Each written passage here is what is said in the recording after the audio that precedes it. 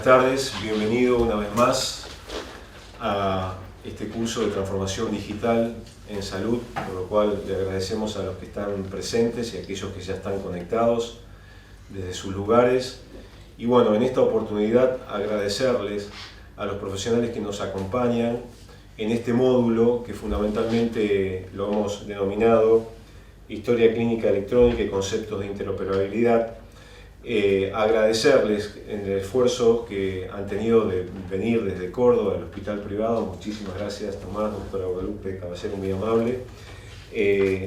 Sin más, presentarles el doctor Tomás Amuchastegui es médico egresado de la Universidad Católica de Córdoba, especialista en medicina interna de la American Board of Internal Medicine de Estados Unidos, el Fellow de American College and Physician, jefe del departamento de internado y jefe del programa de gestión médica e informática de salud del Hospital Universitario Privado de la ciudad de Córdoba.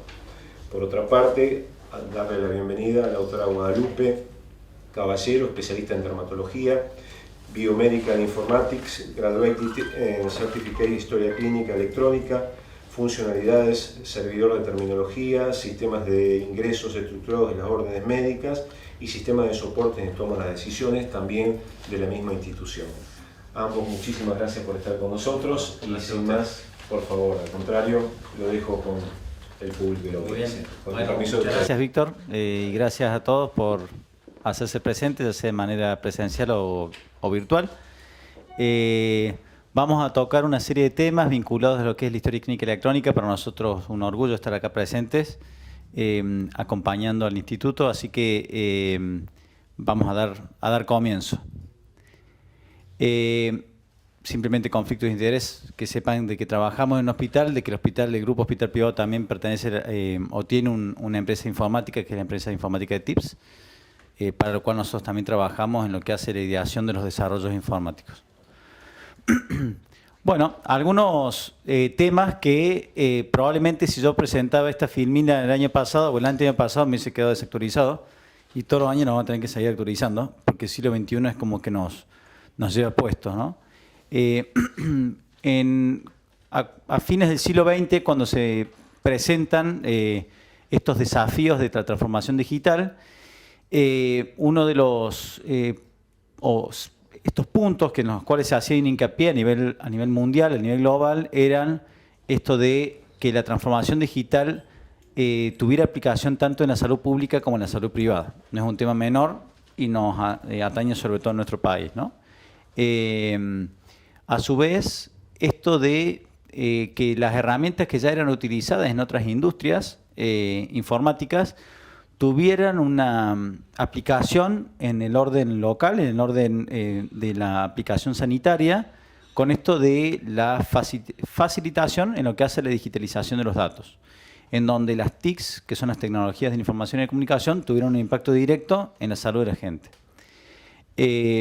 Y que no fuera solo una cuestión personal, asistencial a nivel local, sino que se incorporara el concepto de salud poblacional. Obviamente impactando positivamente en lo que hace la eficiencia y en la productividad de las instituciones en salud, pero por sobre todas las cosas la calidad y seguridad de los pacientes que atendemos, ¿no?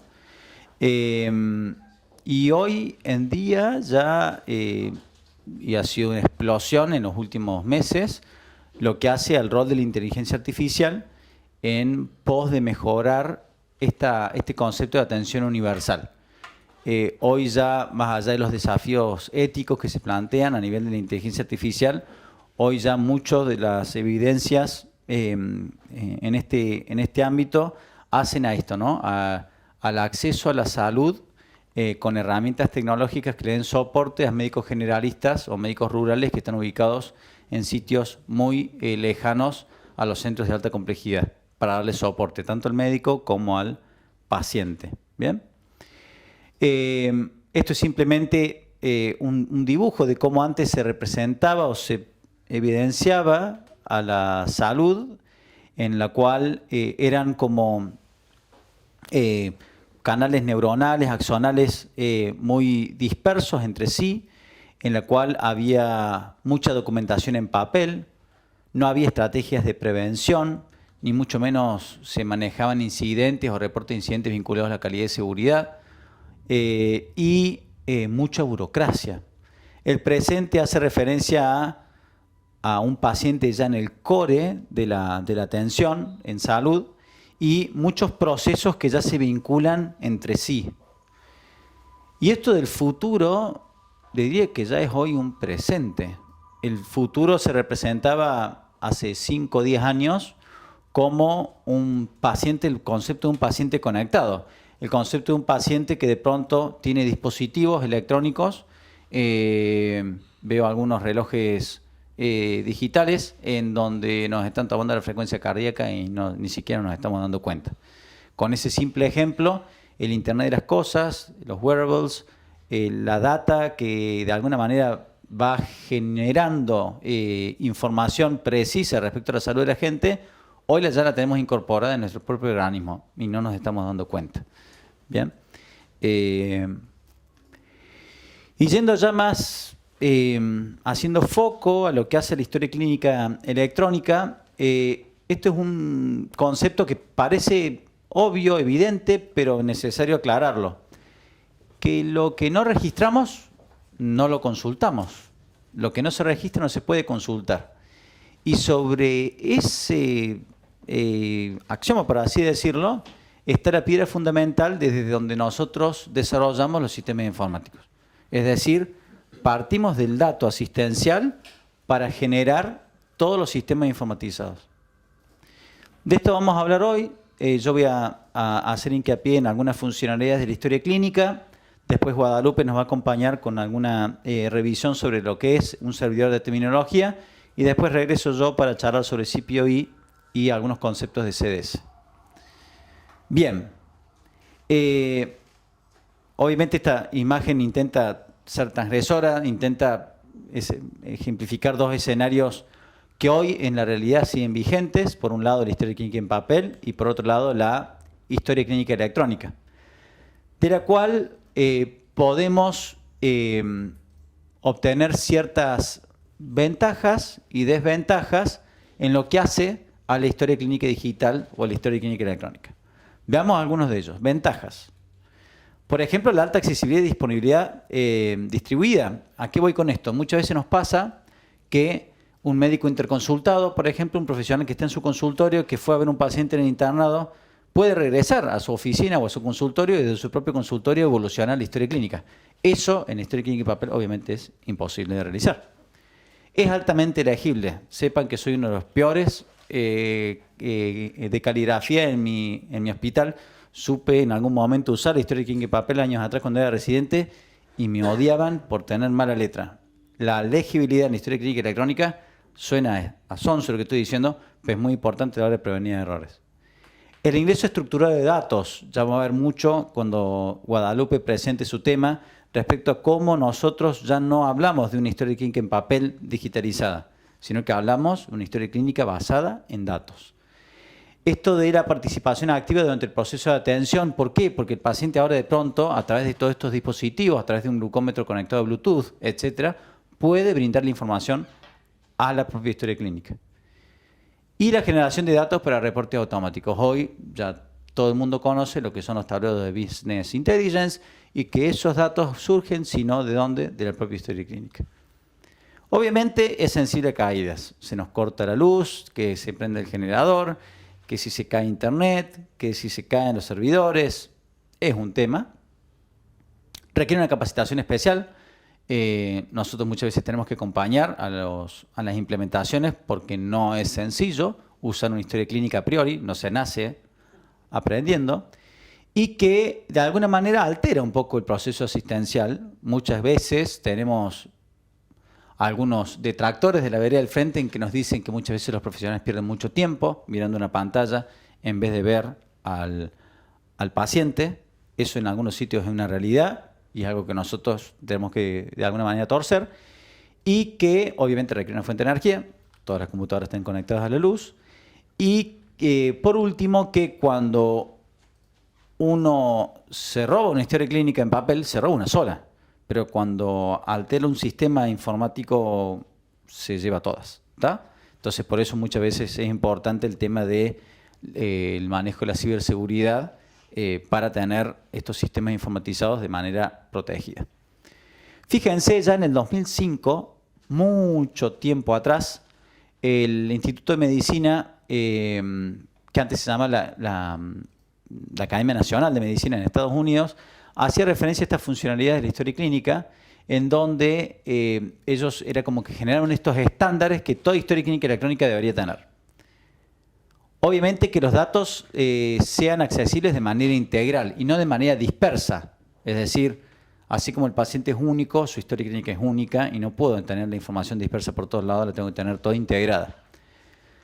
Segundo, que tiene que ser una herramienta para que yo pueda ver resultados de las cosas que el paciente se realiza, como así también a través de ellas solicitar y no hacer las solicitudes a mano.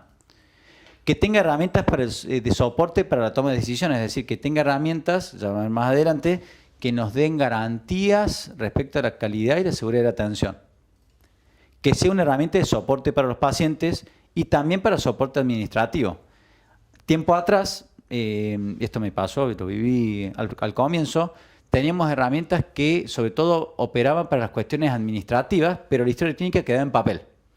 Ahora es al revés, el foco está puesto en la atención médica para después hacer soporte a los procesos administrativos, que generen reportes obviamente y que tengan garantizada la conectividad electrónica. Algunos de estos entonces los vamos a ver en esta charla.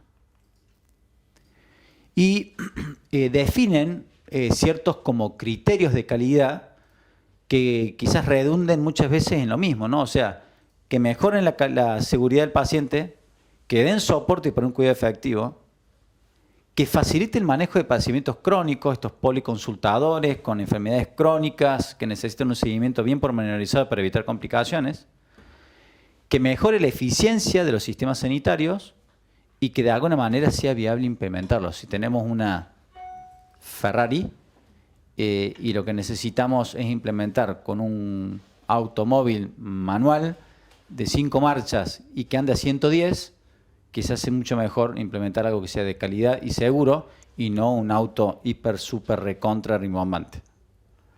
Y que sea seguro.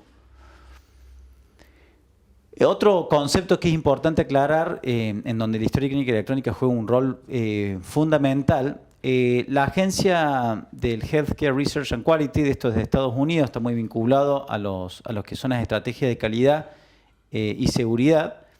Hablan siempre de un sistema que está constantemente aprendiendo. ¿Y a qué hace referencia esto?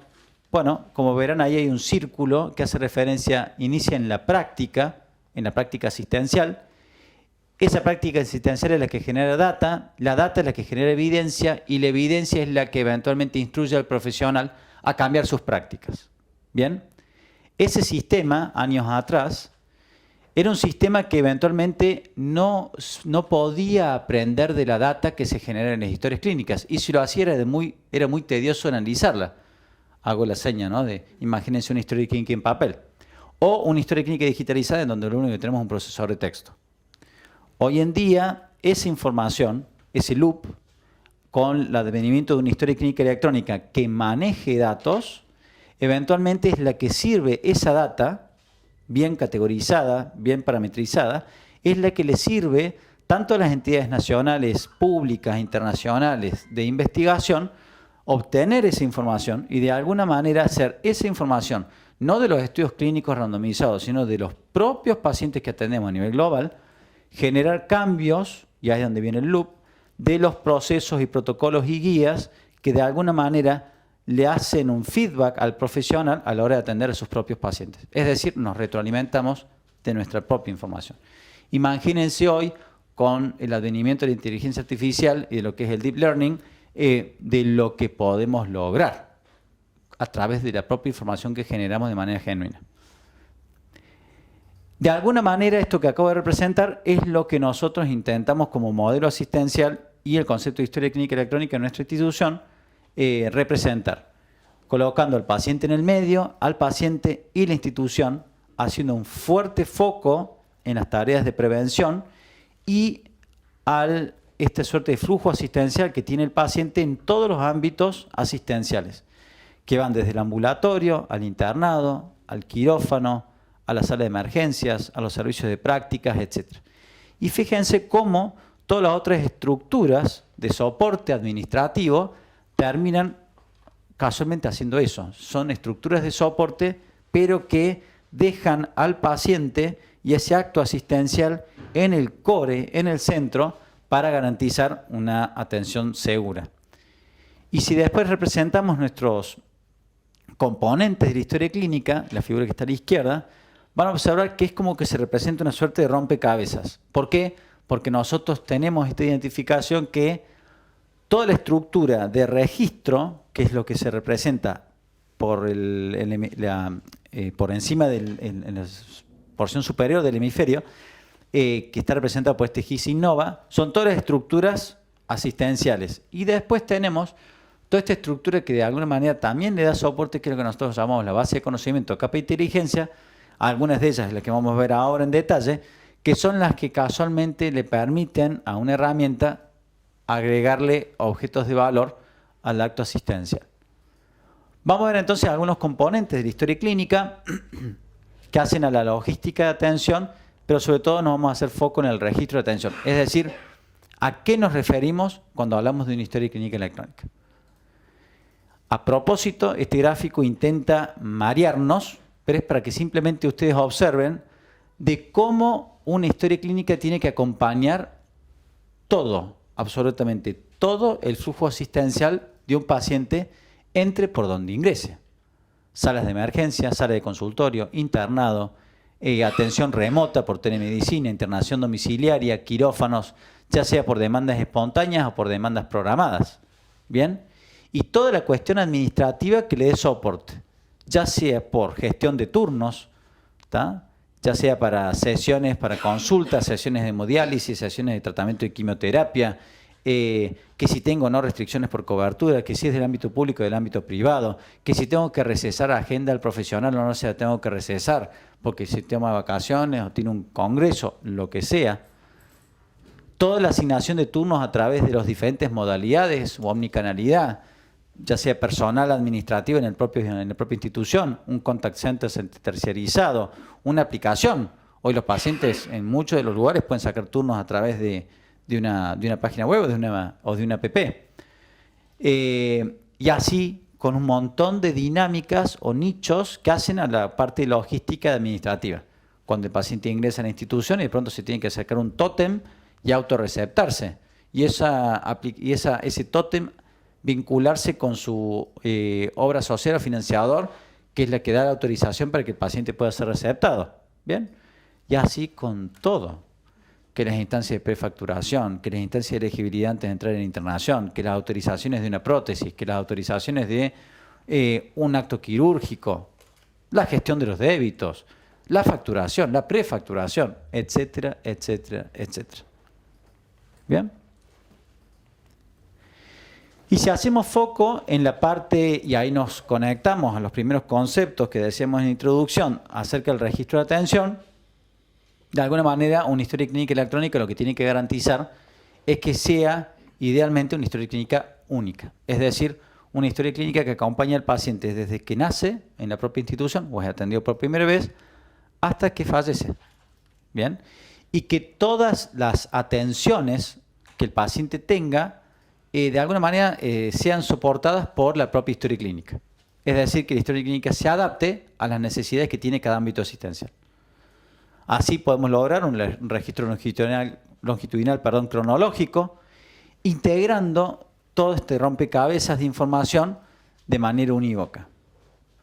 También con estructura de soporte, que ya vamos a ver más adelante, y que idealmente esos registros y esas tomas de conducta soportadas por sistemas de soporte también de alguna manera respondan a guías de práctica clínica institucionales o a la mejor evidencia.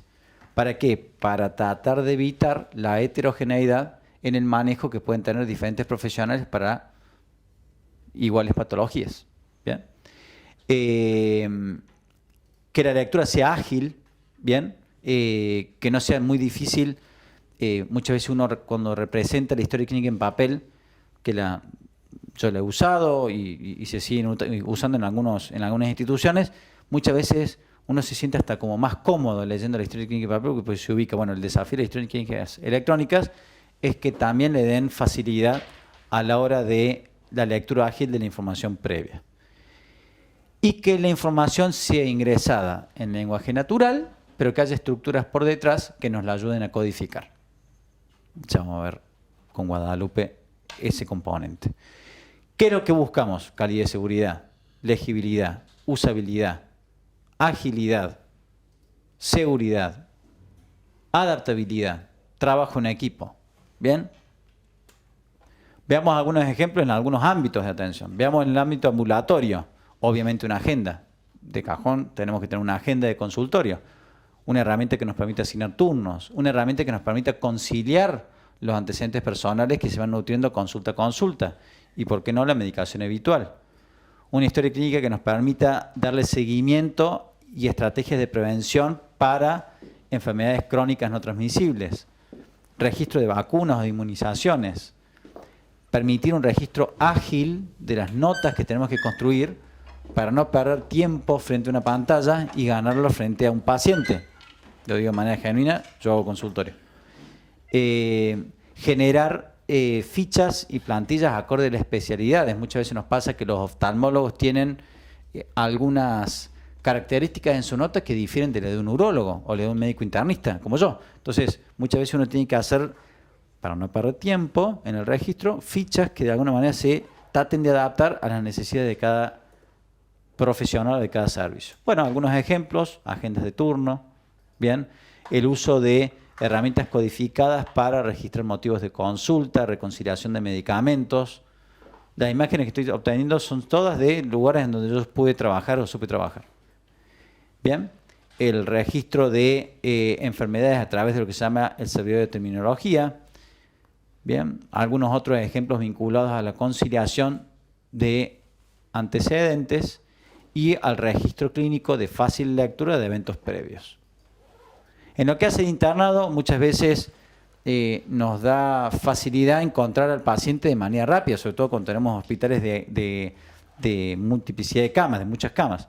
Entonces, la presencia de mapas de camas digitalizados o de listado de episodios en donde rápidamente podemos identificar al paciente que necesitamos buscar, nos sirve para no perder tiempo. La detección de pacientes críticos a través del registro de signos vitales. Podemos, a través de signos vitales, decir, estos pacientes son críticos, estos pacientes los tengo que atender primero, a través de protocolos o algoritmos. La gestión de recién nacidos. Las diferentes notas que pueden llegar a surgir en base a los tipos de especialidad. El manejo de interconsultas, el registro de los procedimientos cuando estamos en la cama de un paciente, colocaciones de vías centrales, paracentesis, toracentesis. Obviamente todo el input que genera enfermería, no solamente con lo que es la administración de los medicamentos y garantizar estos conceptos como del ciclo cerrado de la medicación, sino también toda la labor que hace de seguimiento y tratamiento de enfermería con todos sus protocolos en base a diagnósticos. Bien, algunos ejemplos de mapas de cama, reconciliación de medicamentos al ingreso de un paciente. Bien, el uso de plantillas estructuradas para facilitar el registro de un examen físico estructurado, por ejemplo. Bien, el registro rápido de procedimientos en la cama del paciente, por ejemplo, una colocación de la vía central, por ejemplo. Bien. Y la documentación al alta. Bien. En quirófano nos sucede algo muy similar respecto a todo el andamiaje que hay que construir a la hora de hacer no solo un parte quirúrgico, una nota quirúrgica, una foja quirúrgica, como lo decimos nosotros en Córdoba, sino todo lo inherente a los checklists de seguridad. El paciente en el previo al inicio de la cirugía, justo antes del inicio de la cirugía y luego al finalizar la cirugía, con todo el monitoreo hemodinámico y anestésico por detrás, todo eso tranquilamente se puede digitalizar. Bien, estos son simplemente ejemplos de checklists y de fojas que se pueden construir en el postoperatorio. Y en la atención de emergencia quizá el foco haya que hacerlo sobre todo en lo que hace el concepto de un triage. Hoy hay herramientas de triage informatizadas en las cuales los pacientes que ingresan por demanda no programada pueden ser atendidos por un personal de enfermería entrenado, obviamente, pero que a través de herramientas informáticas pueden distinguir cuando un paciente es de un nivel 1, es de un nivel 2, es de un nivel 3, aplicando herramientas tecnológicas. Bien, y construir no solamente un nivel de triage, sino una prioridad de atención en una sala de emergencia, sobre todo cuando hay una alta demanda en la sala de espera.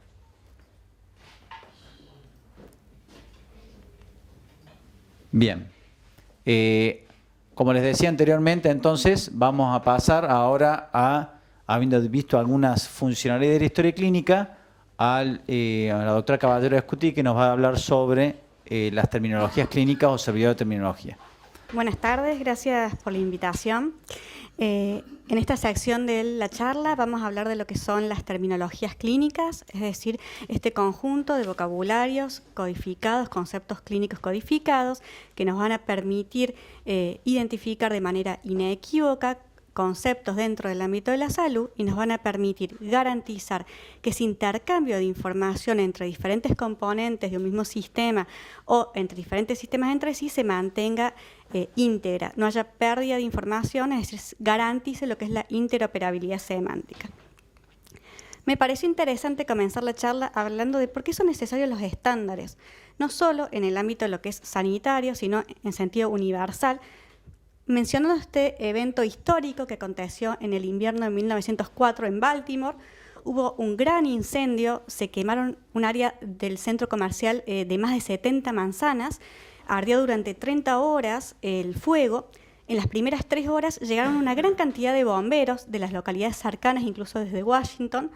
No obstante, se encontraron indefensos frente a las llamas, porque sus mangueras no eran compatibles con los hidrantes de la ciudad. Entonces querían conectarlos, no podían.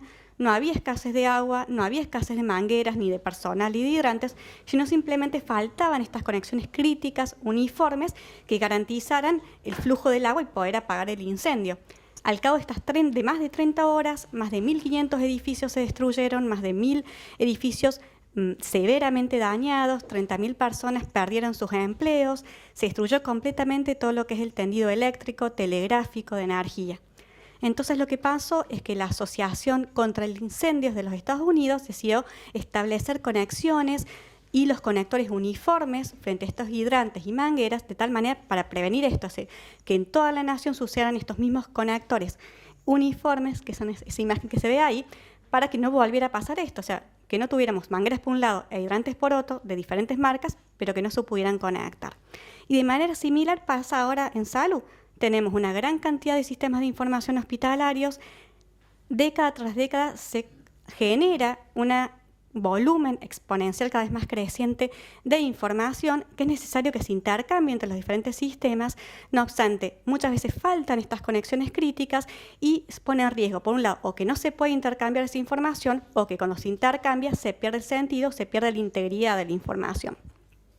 Ahí también puse otro ejemplo, me parece también interesante, ya data de 1660, ya vinculado al ámbito de la salud, donde lo que es en ese momento la Autoridad Sanitaria de Londres quería hacer un relevamiento epidemiológico de las enfermedades prevalentes, entonces confeccionó un listado controlado, estructurado de las enfermedades y envió ese listado a todos los hospitales de la zona de tal manera que ellos pudieran reportar sus casos de manera uniforme. Entonces se podían cortar los casos y todos hablaban de cáncer, todos hablaban de gota, como vamos a ver ahí, de herpes zóster, bueno, varias enfermedades que conocemos actualmente, y todos las podían reportar de la misma manera.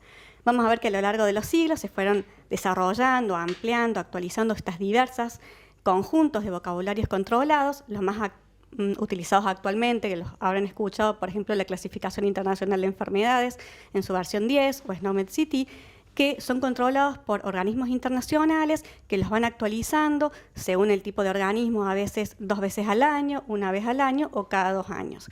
Pero tiene una base muy similar a estos listados que ya datan del 1660 o incluso de antes. Y otra de las causas de por qué son necesarios estos estándares, por qué debemos aplicar o por qué es conveniente aplicar los estándares en salud, es por las características propias del lenguaje, o sea, la gran cantidad de conceptos que existen en el lenguaje, muchos de ellos que pueden ser ambiguos, por ejemplo, y eso hace que sean dependientes del contexto.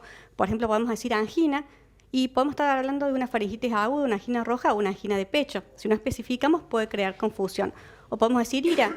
Algunos dicen ira y y según capaz que tu especialidad, uno dice insuficiencia respiratoria aguda, otro insuficiencia renal aguda y otros ira, enojo. Entonces, es muy dependiente del contexto, muy frecuente el uso de siglas, nos encanta usar siglas y a veces son estandarizadas, que se podemos decir HTA y quizá todos pensemos hipertensión arterial, pero muchas veces hay siglas que son propias de un hospital o propias de una persona. Me pasó, por ejemplo, yo soy dermatóloga, no tengo mucho conocimiento de oftalmología, y a veces quiero leer un reporte de fondo de ojo y la verdad son todas siglas y me es muy difícil entenderlo sin que alguien me lo explique. Entonces, todas estas características hacen que necesitemos que sea estandarizado la forma en que reportamos información.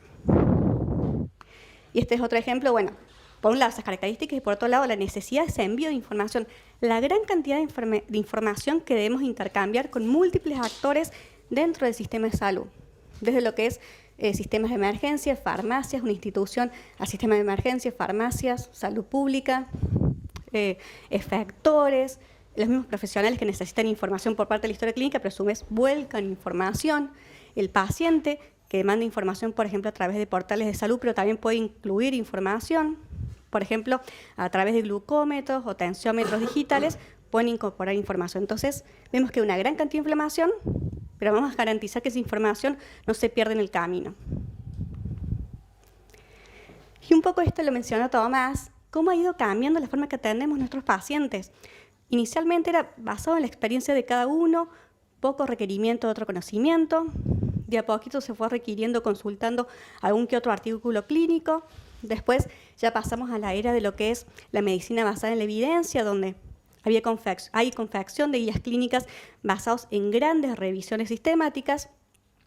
Y finalmente lo que estamos ahora en la era de la medicina personalizada o de precisión, en donde se requiere un gran análisis muy detallado de grandes volúmenes de información para que ese conocimiento científico tan grande sea aplicado a ese paciente que tengo al frente, ese bien personalizado. Y ya en sí, en el ámbito de la salud, quizás escuchamos, necesitamos múltiples estándares referidos a qué tiene que tener contenido ese documento, estándares acerca de seguridad para prevenir los ciberataques, por ejemplo, estándares de cómo se intercambia esa información y lo que estamos hablando actualmente de los estándares terminológicos que permiten codificar los conceptos para que no sean ambiguos, sean inequívocos. Entonces, haciendo un poco de analogía con lo que vimos al principio del incendio en Baltimore, vemos que hay múltiples sistemas de salud, hay una gran cantidad de datos que fluyen de un lugar a otro y es esencial esas conexiones críticas para garantizar ese intercambio. Y para poder garantizar esas conexiones críticas, para eso usamos estos estándares internacionales terminológicos. Eso nos va a permitir brindar una atención eficaz, segura y de calidad. ¿Y qué son? Bueno, son estos conjuntos, son listados, clasificaciones de conceptos clínicos que están codificados. Generalmente es un código numérico o alfanumérico y una descripción o varias descripciones que corresponden a ese código. Y si uno lee ese código en cualquier país del mundo, todos sabemos que estamos hablando de los mismos. No hay posibilidad de confusión, ni siquiera necesitamos el contexto. Ese código nos dice de qué estamos hablando. ¿Y cuándo usamos estas terminologías? Perdón. Ya está. En múltiples ocasiones. Usos primarios, es decir, yo tengo al paciente al frente y registro lo que encontré en el hallazgo, el signo, síntoma, el procedimiento que le efectué en ese paciente, los estudios que solicité, los resultados de los estudios que le pedí, todo lo que corresponde al encuentro con el paciente. Una vez que registramos esa información al estar codificada, estructurada, la podemos reutilizar, ya sea con fines administrativos, de reportería, de gestión, para asegurar la continuidad del cuidado. Esa información sigue al paciente a su médico de cabecera. Y vamos a escuchar que existen múltiples de estos sistemas de clasificación. Vamos a escuchar a SNOMED, CIE-10, LOINC, NANDA, DRG, y no significa que uno sea mejor que el otro, sino según el objetivo que yo quiero, el uso que yo le quiero dar, va a ser el estándar que yo elija en ese momento. Entonces tenemos SNOMED-CT, que es una nomenclatura que incluye más de cientos de miles de conceptos, una gran granularidad dentro de SNOMED, que es muy aplicable a que yo describa el hallazgo con el paciente, mi encuentro con el paciente. Después vamos a querer, por ejemplo, hacer reportería, investigación, revisión de datos epidemiológicos, y ahí nos conviene más bien agregar la información. En ese entonces usamos clasificaciones como CIE-10 o DRG. Y vemos algunos ejemplos de las clasificaciones, SNOMED, CIE-10, NANDA, LOINC, y vamos a ver que cada uno de ellos tiene sus códigos, pero muchas veces esos códigos refieren a un mismo concepto. Es decir, tenemos hipertensión arterial y esa hipertensión arterial se codificará de alguna manera específica en SNOMED, en CIE-10, en NANDA y en LOINC. Se pueden establecer entonces equivalencias entre esos códigos. Esas equivalencias son lo que se llaman los mapeos. Y simplemente a manera de un ejemplo de cómo vemos un código de SNOMED. SNOMED es una nomenclatura, es mantenida por una organización internacional que se llama SNOMED-CT. Desde el 2018 Argentina es miembro de SNOMED y por ende está disponible gratis en todo el territorio de Argentina. Si uno ingresa a la página del Ministerio de Salud de la Nación, puede ir al buscador de SNOMED. Cada concepto en SNOMED está constituido por un código numérico, como vemos ahí, y este representa un concepto que se describe de esas formas. Puede ser uno o más descripciones, uno o más sinónimos, pero todas ellas representan ese código. Entonces yo leo ese código acá en Europa o en Oceanía y en todos lados significa lo mismo. Asimismo, ese código no son códigos aislados, sino que se encuentran relacionados entre sí mediante relaciones jerárquicas y no jerárquicas, constituyendo una gran malla de conceptos relacionados en salud. Esta es una de las más utilizadas a nivel mundial, es la clasificación internacional de enfermedades. En este caso incluye decenas de conceptos, decenas de miles de conceptos, centenas de miles de conceptos, pero solamente tiene una relación jerárquica, es decir, de padres e hijos, de conceptos más amplios a más granulares. Está organizado en capítulos, en grupos, categorías y subcategorías. Un ejemplo así es el capítulo de enfermedades del aparato circulatorio, enfermedades isquémicas, y vemos que la parte más granular son los infartos agudos de miocardio, cada uno con su código, I21 0.1 e I21 0.02, y así vemos que va de los más inespecíficos a lo más granular. Y esto es un poco también algo lo mencionó Tomás con el sistema de salud que va aprendiendo de sí mismo, de cuál es el rol de terminología también en el conocimiento científico. Pues yo tengo ese paciente y lo tengo al frente, ingreso los datos que yo encontré referidos a ese paciente y eso va a estar estructurado. Al estar estructurado, codificado, pasa a formar parte de repositorios de grandes bases de datos. Y después eso lo puedo utilizar para investigación científica y eso acrecenta el conocimiento científico, permite ser utilizado para guías clínicas, es de sustrato a esas guías clínicas para los sistemas de soporte de la toma de decisiones y eso nuevamente yo lo aplico al paciente que tengo al frente. Es decir, la utilización de las terminologías no solo me ayuda a ese paciente que yo tengo al frente, sino a pacientes futuros y a la población en general. Y estuvimos mencionando todos los beneficios de las terminologías clínicas. Claramente es imposible que un usuario se conozca los decenas de cientos de conceptos y códigos, es imposible, pero es bueno utilizarlos. Entonces tenemos esta herramienta que se llama servidor de terminología. Es un sistema que provee esos recursos terminológicos para que uno los utilice, ya sea en historia clínica, en sistemas de procedimientos, en portales de pacientes, para codificar medicamentos, en sistemas de soporte a la toma de decisiones. Es decir, uno va a registrar, por ejemplo, un diagnóstico, una terminología que uno está acostumbrado a hablar, la forma que uno habla, por ejemplo, hipertensión arterial, y automáticamente el sistema por detrás pega el código correspondiente. No hace falta que uno lo conozca. Entonces vemos un ejemplo de infarto agudo de miocardio. Uno no quiere escribir infarto agudo de miocardio, directamente escribe IAM. Y el sistema reconoce IAM, te permite registrar IAM, pero te sugiere infarto agudo de miocardio para mejorar la calidad de la documentación. Y automáticamente nos va a pedir los códigos de SNOMED y CIE-10, sin necesidad que uno los conozca de memoria. Es imposible prácticamente. ¿Cuáles son las funcionalidades que nos puede brindar este sistema que se llama servidor de terminología? Hay múltiples. El servidor que nosotros tenemos e implementó en nuestra institución permite identificar dominios, es decir, diferentes categorías de términos, desde diagnósticos, signos, síntomas, procedimientos, estudios de laboratorio, fármacos, todo eso va a poder ser codificado. Asimismo se van a poder establecer sinonimias, sinónimos entre sí, jerarquías de tipo relaciones jerárquicas y no jerárquicas, como mencionamos los mapeos entre los diferentes sistemas de clasificación y obviamente una auditoría porque continuamente esas clasificaciones están siendo actualizadas. Y ahora vamos a ver algunos ejemplos de cómo funciona nuestro servidor, con reconocimiento de siglas. Uno escribe IAM, te reconocían, pero también se sugiere otras opciones que mejoran la calidad de documentación e incluso opciones más refinadas. Este es otro ejemplo.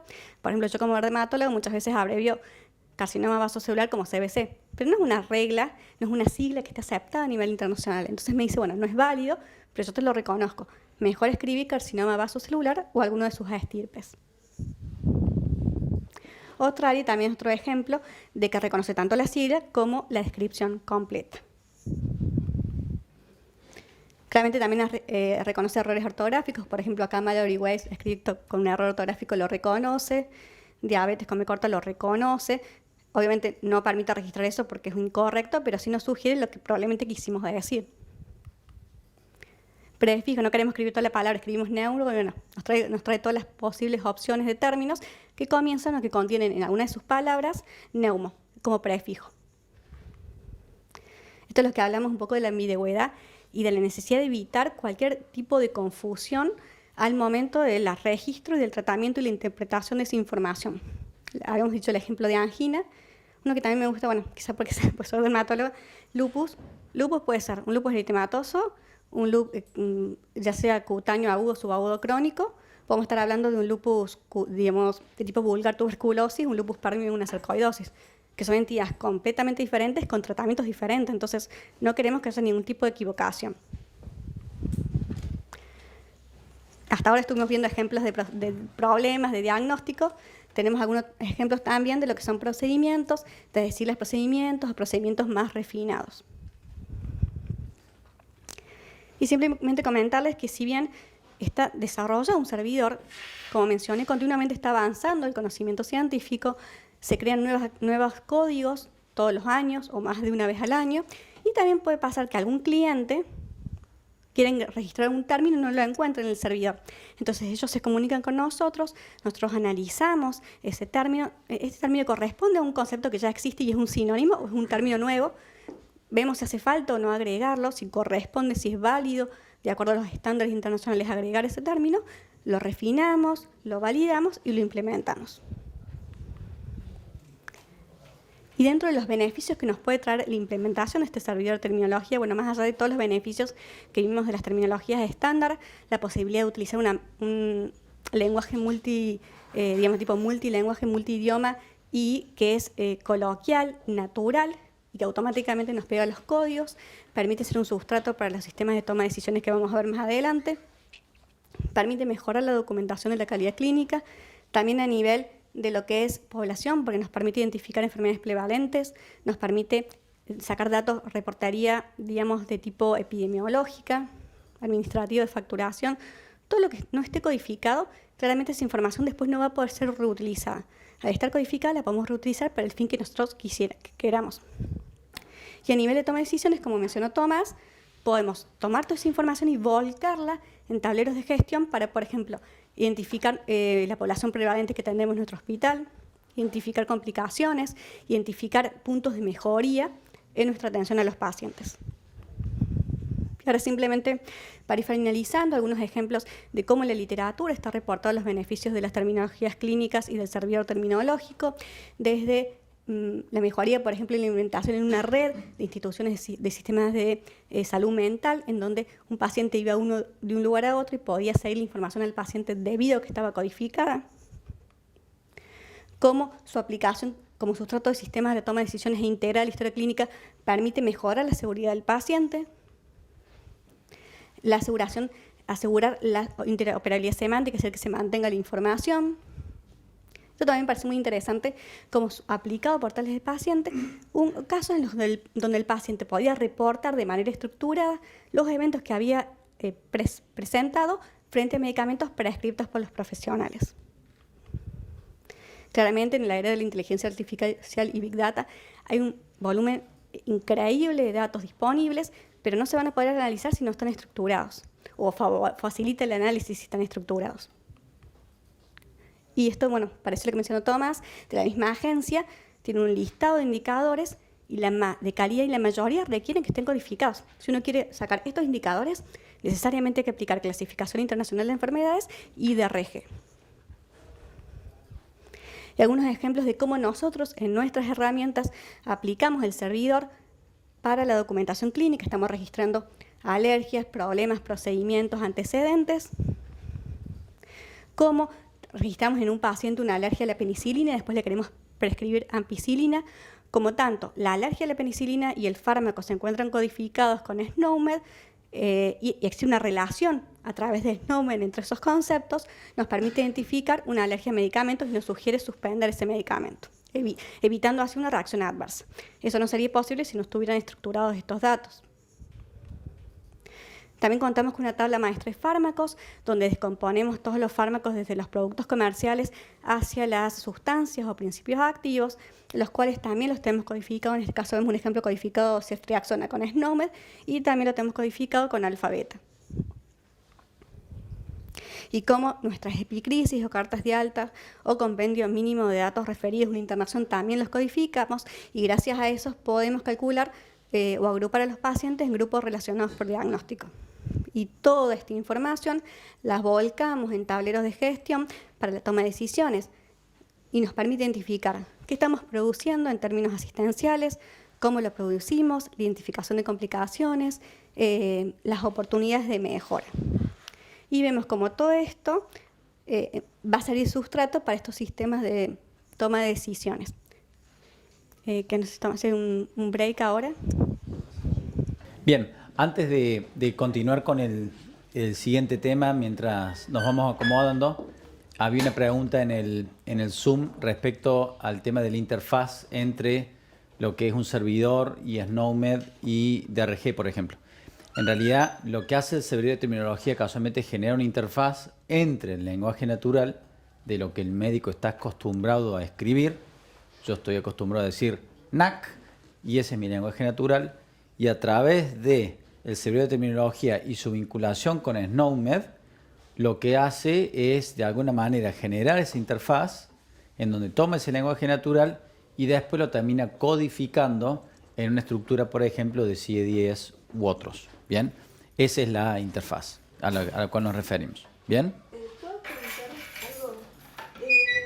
Vos tenés todos estos sistemas paralelos a la historia clínica. Claro, toda la estructura de soporte que vamos a ver ahora son estructuras que se integran a un GIS, en este caso al nuestro, pero por ejemplo nosotros tenemos clientes en Chile, por ejemplo. No, pero yo no me refiero a esto, yo me Sí. refiero a ver, la historia clínica es una herramienta legal, Sí. es un instrumento legal. Sí. Todo esto que vos tenés para nomenclar, para poner, es todos sistemas paralelos a lo que vos terminás registrando en la historia clínica. Exacto, o sea, utilizamos estas herramientas de soporte, pero obviamente el dato es lo que termina generando el propio profesional. El médico él escribe algo, el sistema le sugiere algo, pero no se lo impone. Le sugiere y hay un acto médico, un acto personal de elección de ese código, no del código, de ese término, y es el accionar del médico lo que termina siendo registrado en la historia clínica. Bien. ¿Bien? Lo cual puede generar, ¿cuál sería el porcentaje de error humano frente a pensar algo, darle el clic y no haber leído claramente lo que se está escribiendo? El porcentaje, le miento si le doy un número. No obstante le diría lo siguiente, el sistema va a permitir avanzar en tanto en cuanto no haya ambigüedades. Porque de existir ambigüedades, el sistema te va a detener. Es decir, si uno escribe angina, el sistema te va a detener. Para el resto, te va a dejar avanzar en tanto en cuanto el término sea válido. ¿Bien? No sé si respondo la pregunta. Y una más, porque anoté un montón. En una historia clínica papel, ¿Sí? vos mandabas la orden de, no sé, sacar sangre, Uh-huh. Una solicitud. a hemoterapia. Uh-huh. ¿Cómo se se hace ahora? Es decir, porque la problemática de esto es lo que a mí me preocupa y es en la búsqueda del dato al tener tanta información. Si vos lo tenés por fecha, cuando el técnico de hemoterapia va a la historia clínica, chequea la orden que recibió, mira, la ve por fecha y hace la búsqueda. ¿Cómo se hace ahora esta interrelación entre los... Todos los servicios efectores que están digitalizados reciben órdenes de solicitudes tanto en formato papel como en formato digital. Todos esos formatos construyen una suerte de banco de entradas, por así decirlo, que están correctamente codificadas, no solamente por fecha, sino obviamente por paciente, por historia clínica y por los otros datos que sean necesarios para parametrizar. Y luego la etapa analítica y posanalítica, la analítica que es la construcción del resultado, de la determinación, y la posanalítica que es la publicación de ese estudio en la historia clínica, también queda todo parametrizado, es decir, y en la historia clínica es de fácil identificación porque existen sitios particulares en la historia clínica que se llaman, por ejemplo, la de resultados de estudio, en donde todos los estudios van en una solapa en particular y es como... Yo tenía la costumbre, por ejemplo, en la historia clínica en papel, que los estudios vienen al final. Por algún motivo había como una suerte de carátula que precedía y todos los estudios iban al final. Sí. Y se acomodaban en fecha y algunos por tipo, acorde al servicio efector. Pero y con colorcitos de hojas conforme el tipo de... Bueno, acá sucede algo similar en donde los estudios van en una solapa en particular y son distribuidos acorde al servicio que le realiza, obviamente con buscadores, filtros, estados, si el estudio está en curso, si ha sido finalizado, si está en proceso, si nunca se realizó, si se realizó en otro sitio, bueno, etcétera. Todo eso se puede buscar. ¿Está? No, por favor. Bien, vamos a pasar entonces al penúltimo tema, que es esto de, tiene algo que ver con lo que usted preguntaba, respecto al sistema de ingreso estructurado de órdenes médicas, también llamado CPOE, ¿está? En un acrónimo en inglés. ¿Qué es esto del CPOE?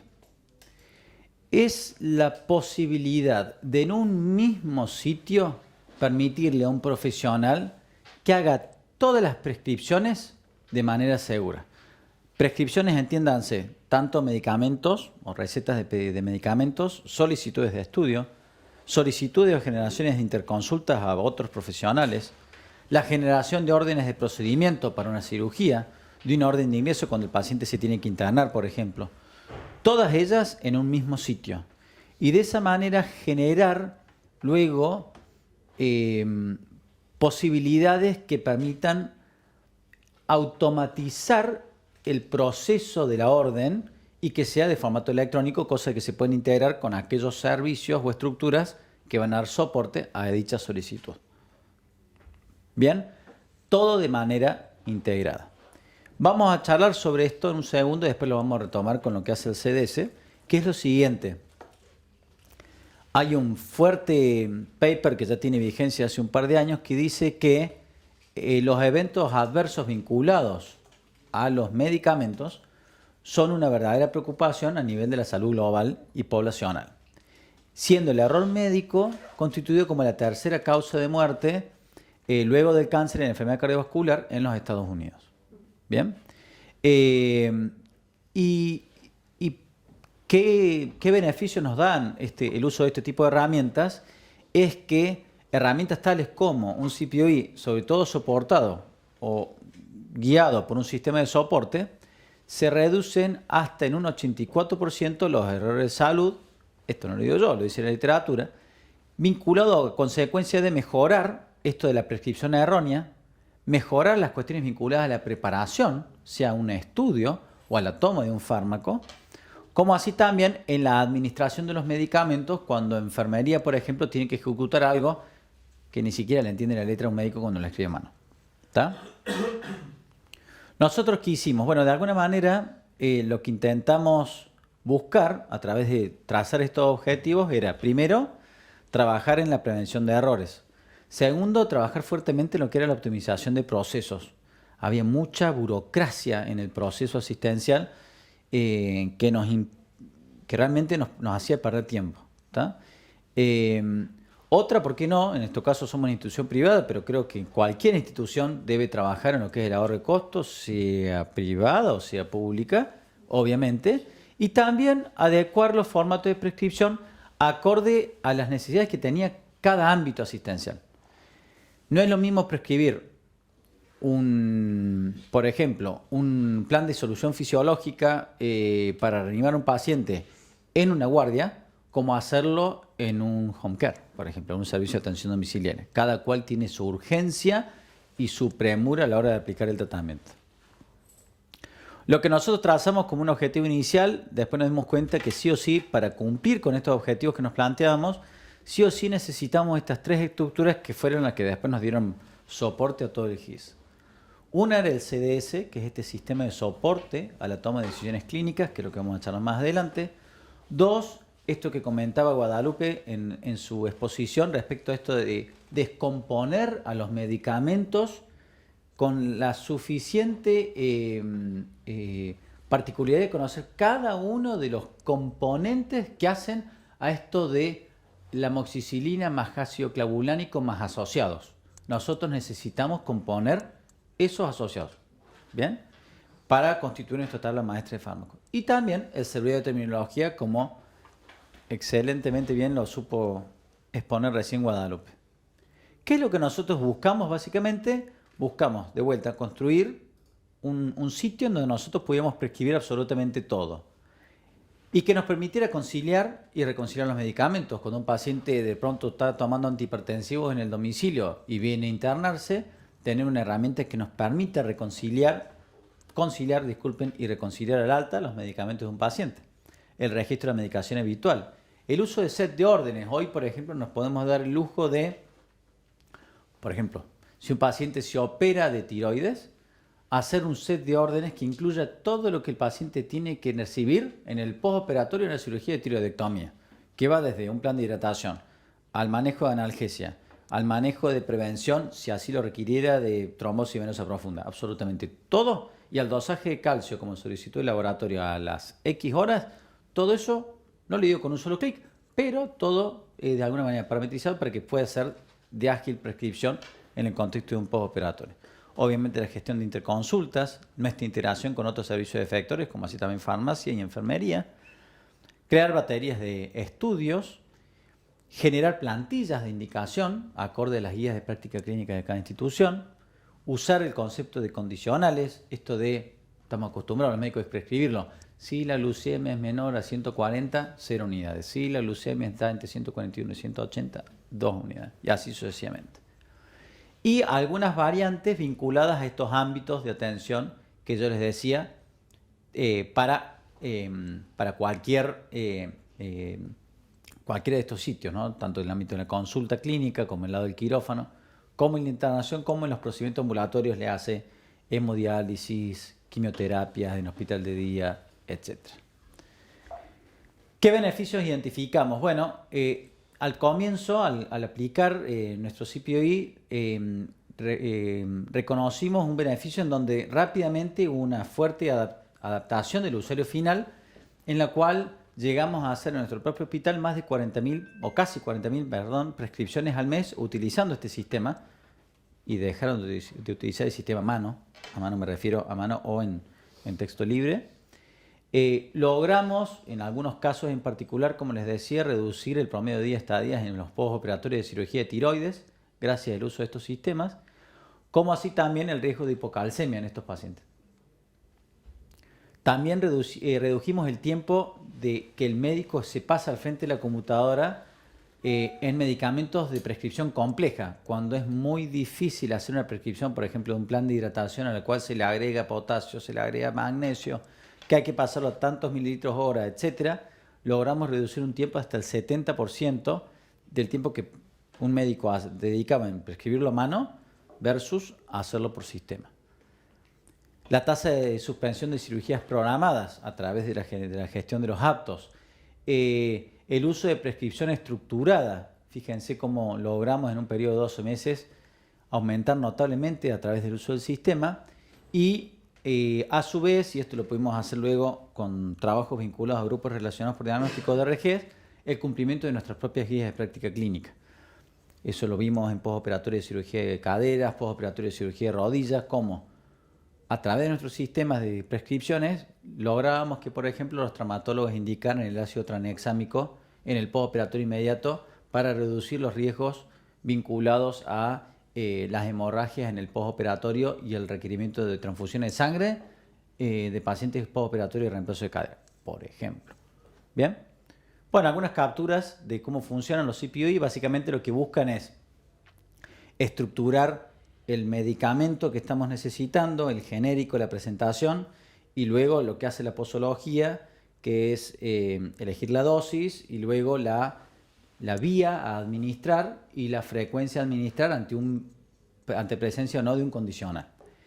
Todo eso se construye de manera segura, nos vinculamos al maestro de fármacos para que el maestro a sí mismo nos indique cuáles son vías seguras o no de administración de ese medicamento y luego proceder a la receta en el caso del ámbito ambulatorio o a la indicación a farmacia interna para que lo valide, lo dispense y enfermería lo administre. Bien. El uso de set de órdenes, por ejemplo, en donde nosotros podemos identificar, por ejemplo, ante una patología en particular o una situación de riesgo en particular, indicarle a un paciente en cualquier ámbito. Por ejemplo, en este caso un ejemplo de un order set, para la prescripción de vacunas contra la influenza, por ejemplo. ¿Está? Algo muy sencillo de gestionar.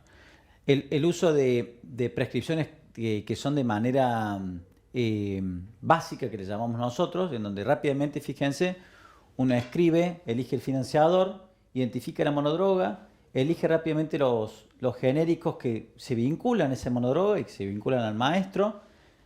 Indicamos el diagnóstico, que ya viene muchas veces cargado porque toma el diagnóstico de la nota o del motivo de consulta o de los antecedentes del paciente.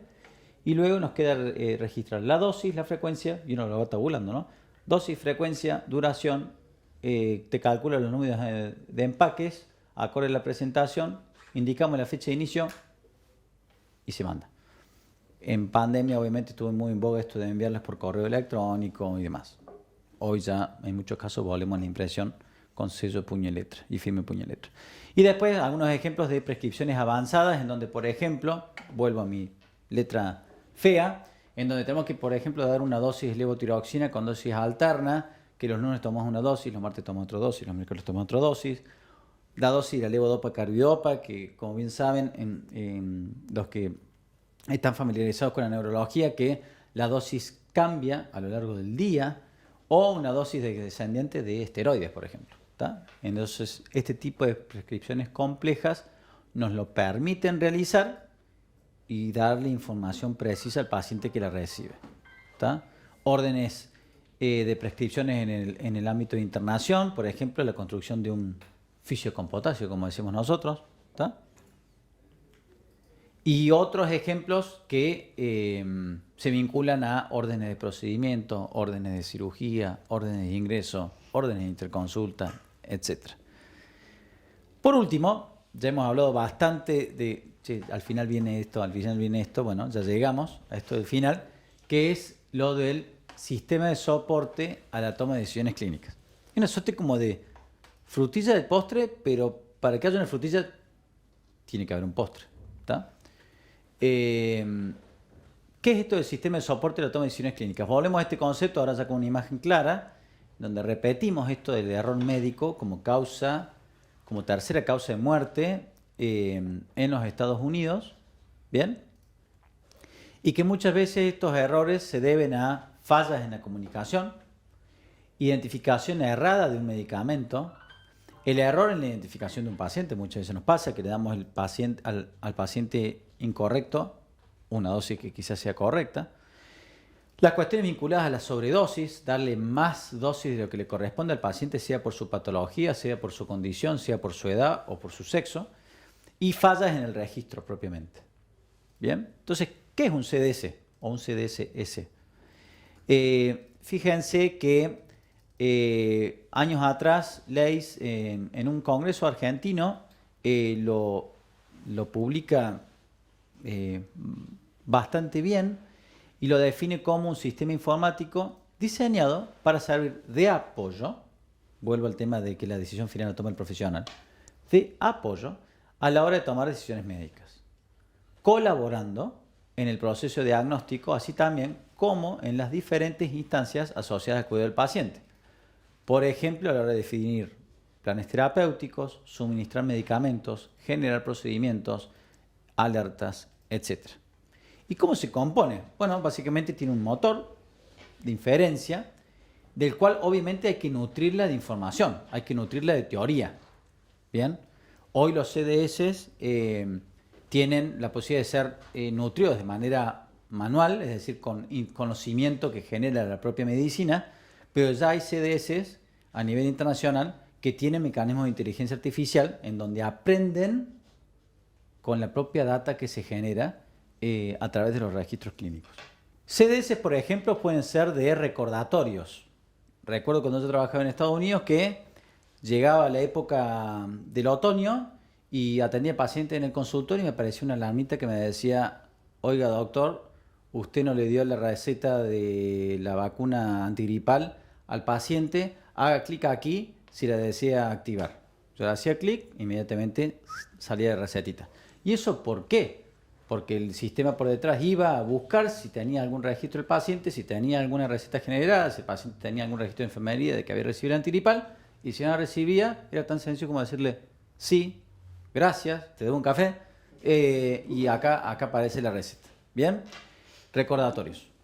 También colonoscopías, por ejemplo. Nos pasa muy a menudo, el paciente tiene que hacerse la colonoscopía, mamografías en pacientes de sexo femenino. Alarmas, por ejemplo, esto es muy importante. Interacciones droga-droga. Le estoy dando a un paciente una medicación que interactúa con otra. Es imposible que nosotros conozcamos siquiera, como siempre hablamos con Guadalupe, las 100 interacciones más frecuentes de la literatura internacional. Es imposible que las sepamos. Y cada vez peor. Imagínense con toda la industria farmacéutica que tenemos por detrás, que está constantemente generando drogas nuevas. No hay forma. Para eso sirven estos sistemas. ¿Bien? O que nos vayamos de rosca con la dosis, que le estemos dando una dosis tóxica a un niño, por ejemplo. Que hagamos sugerencia diagnóstica. Por ejemplo, registramos que tiene fiebre. Por ejemplo, registramos que tiene una consolidación en una placa de tórax. Por ejemplo, registramos que tiene hipotensión. Tranquilamente el sistema de soporte puede decirnos: oiga, usted está al frente, creo que está al frente de un paciente que tiene neumonía adquirida en la comunidad, que está hipotenso, parece estar en shock séptico, no le quiere dar un antibiótico. Bueno, eso existe. Existe. Sepan que existe. O no le ha dado un antibiótico en la última hora. ¿Está seguro? No desea darle un tratamiento en nuestra guía de práctica clínica que dice que le tiene que darse ceftriaxona. Haga clic aquí. Gente, existe. No estoy mintiendo, ¿eh? Esto existe en la literatura. Tienen suerte que tienen que dar el clic. ¿Estamos? Bien. Y esto es importante también aclararlo. El desafío de los CDS es, uno, no creérsela desde el lado de informático, acompañar, seducir, pero no estar como atosigar al profesional. Porque lo peor que nos puede pasar es que nosotros estemos constantemente alertando sobre cosas que el profesional ya sabe. Por ejemplo, si le estoy dando ketorolac a un paciente como analgésico y le estoy indicando aspirina por un infarto de miocardio que el paciente tiene, yo sé que hay una interacción entre el ketorolac y la aspirina. No necesito que me lo estés avisando todos los días cada vez que renueve la medicación de la aspirina. Eso genera fatiga. ¿Está? Entonces, un poco a eso nos referimos. Entonces, estos sistemas de soporte nos tienen que facilitar, tiene que generar una suerte de interacción entre el sistema y el usuario. Tiene que ser auxiliador. ¿Bien? Tiene que evitar esto de la repetición del uso, porque si no el médico se fatiga y lo termina como dejando de lado. Tiene que orientar a las tareas, tiene que ser fácilmente identificable y tiene que generar un verdadero impacto en la decisión. ¿Está? Nosotros, ¿en qué hemos estado trabajando? En estos sistemas de soporte. En lo que hace interacción droga-droga, utilizamos la literatura internacional de las diferentes bases de datos para, y esto lo actualizamos de manera anual, Guadalupe lidera el equipo, en lo cual hacemos esto de las interacciones droga-droga. También hacemos lo que se llama el cálculo de dosis completo ajustado a función renal o a peso. ¿Tá? Entonces, si un paciente tiene insuficiencia renal crónica, Hay algunos medicamentos que se ajusten acorde al clearance. Nosotros hacemos sistema de soporte para eso. También vinculado a las alergias, esto que es muy común, confundir la prescripción de una amoxicilina en un paciente que tiene alergia a la penicilina. También tenemos sistemas vinculados a eso. Y también acorde a cuestiones fisiológicas, tales como la edad de un niño o la situación de embarazo y lactancia. Y algo muy sencillo que es el tema de la duplicación. Le estoy indicando un enalapril y el paciente ya lo estaba tomando. ¿Tá? Cosas así. Y así se ven. ¿Tá? Esto para que vean que existen, digamos. Por ejemplo, lo que se llaman las interacciones droga-droga de color rojo. Esto significa que el sistema no va a permitir avanzar. En el caso que se ve ahí es en un paciente que estaba con un antirretroviral a la cual se le quiso indicar un medicamento para la cefalea que contiene ergotamina. La interacción ergotamina y ritonavir es potencialmente mortal, por ende el sistema no permite avanzar.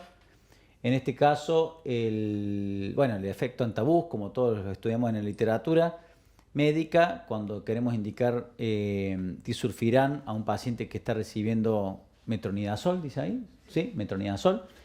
Y otra, por ejemplo, vinculada a dosis, eventualmente en el caso de una simvastatina que sin querer indicamos una dosis tóxica de 100 miligramos, sin querer se nos fue un 0, y el sistema salta por detrás diciendo, oiga, le está indicando una dosis tóxica, corrija porque lo va a matar al paciente. ¿Tá? Otras de color naranja, por ejemplo, la interacción de ketoconazol con midazolam, ¿tá? Cuando le queremos dar algún antimicótico a un paciente que está recibiendo una benzodiazepina. Y en estos casos, como son interacciones de color naranja, el sistema te permite avanzar, pero tenés que justificar por qué querés avanzar, porque eventualmente harás un monitoreo de alguna enzima en particular que se ve afectada por esta interacción, por ejemplo. ¿Tá? Y algunas que son de color amarilla, que son simplemente a título informativo, no son intrusivas y son de vuelta para ayudar al profesional a brindarle literatura al respecto. Todas ellas, si ven por ejemplo ahí en el naranja, en la pantalla al lado del midazolam, van a ver que tiene un loguito o dos loguitos. Eso significa que hay una monografía para el profesional y eventualmente una I de una suerte de texto que le permite identificar al médico de por qué le damos la información que le estamos dando. ¿Tá? Muchas veces se vinculan a cuestiones vinculadas al citocromo, P450, etc. ¿Tá? Bueno, cuestiones vinculadas al embarazo. Y esto nosotros lo llevamos en el hospital privado, para los que no conocen, el Hospital Privado Universitario de Córdoba es un hospital académico. Llevamos 60 años con residencias en el hospital, residencias médicas. Y clásicamente los residentes, médicos, ya son médicos egresados, arrancaban en mayo, ahora después de la pandemia empezaron a arrancar en junio, pero en mayo arrancaban. Fíjense, no sé si reconocen ahí dos grandes picos, esto lo publicamos en un congreso en la AMIA, que es la Asociación Americana de Informática Médica. Fíjense cómo en mayo, que es el segundo mes, que se publica en el gráfico de la derecha, ¿ven ese pico de color rojo? Eso es porque ingresan los residentes nuevos a trabajar al hospital, hacen indicaciones y el sistema trabaja pero a diestra y siniestra. ¿Por qué? Porque hay un montón de interacciones que el sistema evita en horarios en donde los médicos recién recibidos muchas veces ingresan órdenes y pueden cometer errores o equivocaciones. ¿Está? Una evidencia concreta en el hospital académico. Sepan de que esto les pasa a todos, nosotros simplemente lo estamos transparentando. ¿Está? Bien. Ejemplos. Bien. Y a modo de cierre, simplemente mostrarles lo siguiente.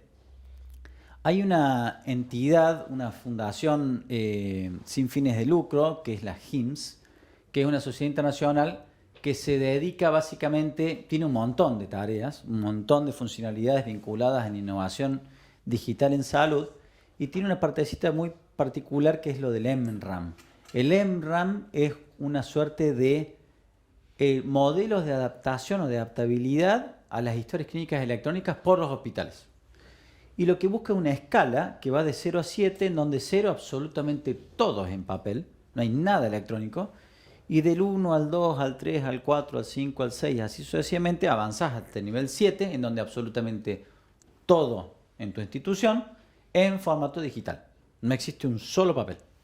Estas escalas casualmente son las que sirven como fundamento guía para que las instituciones asuman el desafío de digitalizarse y le pierdan el temor al hecho de perder el papel. ¿Tá? Esta escala está disponible a nivel internacional. Hay hospitales en Latinoamérica que ya han acreditado nivel 7. Nosotros como hospital hemos tenido la suerte de acreditar años atrás como nivel 6, lo cual no es un tema menor. Son pocas las instituciones en Argentina que son nivel 6, pero es un terrible desafío para todas las instituciones de salud que lo puedan lograr, que pueden ir logrando construir etapa tras etapa esto de la digitalización. Debo decirles que están cada año cada vez más exigentes y eso es producto obviamente de las innovaciones que hemos vivido en la última década. ¿Bien? Así que, bueno, nada, una invitación, un desafío a todos los presentes y a aquellos que nos acompañan en formato virtual. Creo que estamos en hora. Perfecto. Así que agradecerles a todos. 2 minutos por si alguien quiere preguntar algo. Y invitarlos, me avisan al fondo si hay alguna pregunta también por vía virtual. Sí. Si no hay otra. Cuando ustedes le dan ¿trabajan con firma digital el médico o con... Explico el tema de la firma digital. En Argentina todavía la firma digital no ha sido correctamente instrumentada. Está la ley, pero todavía, es más, en el último año intentó haber un empujón respecto a la firma digital, pero todavía no se logró instrumentar. Nuestra solución ya tiene hecho, porque para las licitaciones en que hemos participado en la parte pública, nos exigían tener firma digital, pero para la firma digital nosotros tenemos que ir de la mano con un tercero, que son estas empresas que son los entes certificadores. Estamos listos para hacerlo, pero la verdad que todavía no se ha instrumentado. Entonces nosotros sí lo que tenemos es lo que se llama el concepto de firma electrónica, que no es lo mismo la firma digital, que es a través del uso de legajos y contraseñas únicas, y después el concepto de firma digitalizada, que es la incorporación de la firma hológrafa a los papeles que digitalizamos. Algo que se puso muy de moda en pandemia, en donde le enviábamos las recetas con firma digitalizada a los pacientes. Entonces, la firma digitalizada, no le quiero minimizar, pero algo muy sencillo porque simplemente incorpora una imagen, pero la firma electrónica es la que va con tu usuario y contraseña. La firma digital es la que va contra lo que mencionaba recién con el ente certificador. ¿Estamos listos? Sí. ¿Lo tenemos instrumentado? No. ¿Por qué? Porque todavía no están dadas las condiciones para trabajar a nivel nacional. Pero estamos ahí, como agazapados. ¿Bien? Que ya son con token. Exacto, es que es así. Funciona todo con token, está todo tokenizado. Exactamente, como los bancos. Muy bien. ¿Bien? La historia clínica que ustedes manejan, la historia clínica electrónica, Sí. ¿qué es? ¿Un software que desarrollaron ustedes? ¿Es un software que desarrolló una empresa privada? Les comento, bueno, el hospital privado tiene su propia empresa informática, se llama TIPS. Es una historia larga, de décadas esto, pero en su momento, en la década del 90, cuando el hospital se dio cuenta de que necesitaba una historia clínica electrónica, salió a buscar en el mercado regional y la verdad que no había ninguna que satisfaciera las necesidades de la institución.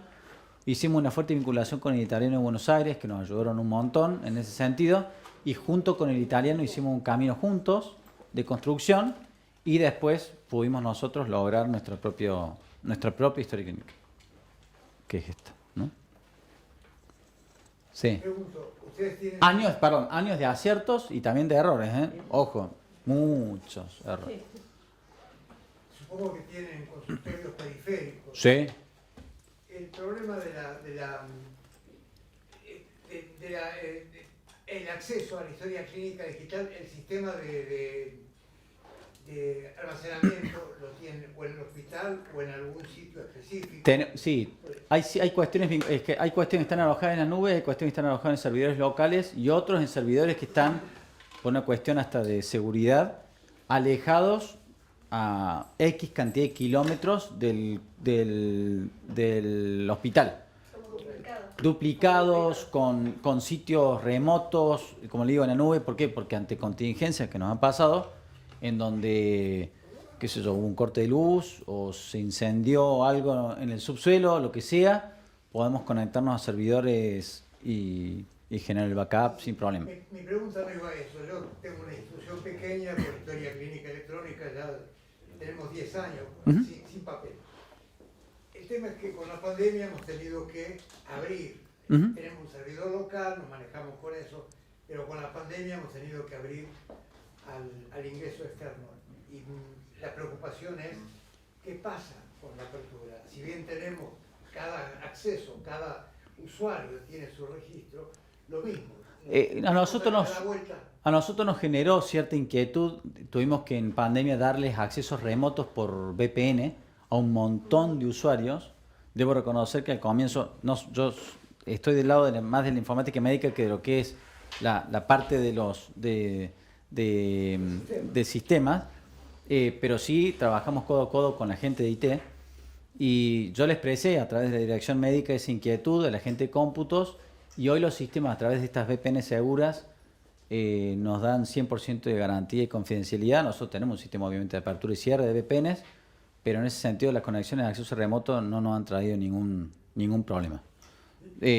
Solo que ahora nos cuesta un poco más que la gente, los profesionales y los pacientes vayan a las consultas y no se queden tan cómodos en la casa, ¿no? Pero eso es otra historia. Sí, no, en el caso de nuestros pacientes no entran, simplemente Bien. por el tipo de institución, pero fundamentalmente la preocupación era, sobre todo porque el costo para una institución chica, el costo de montar un sistema de Está claro. protección es muy alto. Exacto.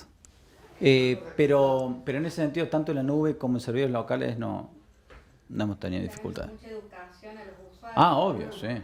Sí. Mucha educación a los usuarios de la estamos importancia hablando. de la seguridad, de lo que significa el gasto de cada uno. Claro. De no Que no compartan compartirlo, de contraseñas. cambiar cantidad de tiempo la contraseña y demás. Es fundamental la educación. Bueno, nos están cortando, Muy bien, pero muchísimas muchas gracias. a todos, muy